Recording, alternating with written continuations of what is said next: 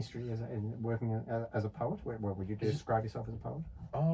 Yeah, I guess so. That's I started off just making ideas and playing around with stuff, and I was on the dole for a bit, and they sent me to a resume writing course, and I wrote a stupid resume, sent it to 2,000 jobs in the Age back in 2008, and advertising said we like it. A lot of other jobs thought I was crazy. When you say stupid, you mean unusual, offbeat? Oh yeah, stuff like it just a resume that just listed my interests with stuff like the enjoyment of being taller than my father, getting a little bit wet in the rain.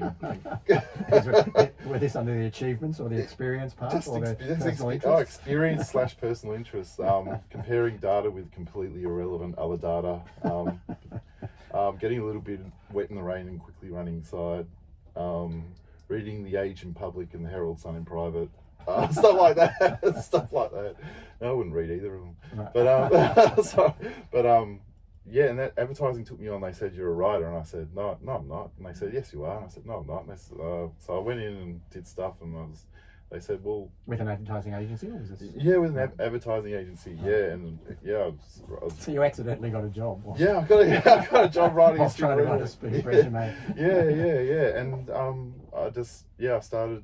They just said, "So what are you reading?" And I said, "Oh, I'm not reading anything." Well, they said, "You can't be a writer without reading." So I started reading poetry because it's combustible and quick and pithy and that sort of. Because poetry and advertising have a lot in common in that kind of sense, and so I started reading poetry, and I lost all interest in doing writing, copywriting, and I just loved reading. Any particular poetry? Or a lot of the, genre? I guess a lot of the American poets from the 20th century, especially more the prose poetry. It's a bit easier and accessible, like Mary Oliver and Charles Bukowski and Billy Collins.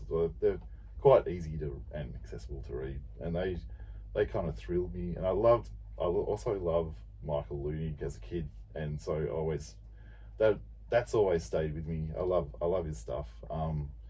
So yeah, it's finding in my mid-30s, finding stuff like Bukowski talking about really forward, full-on stuff that kind of pulled me out of my little black holes, and I was like, oh my god, this is like medicine. I can't believe words can be medicine.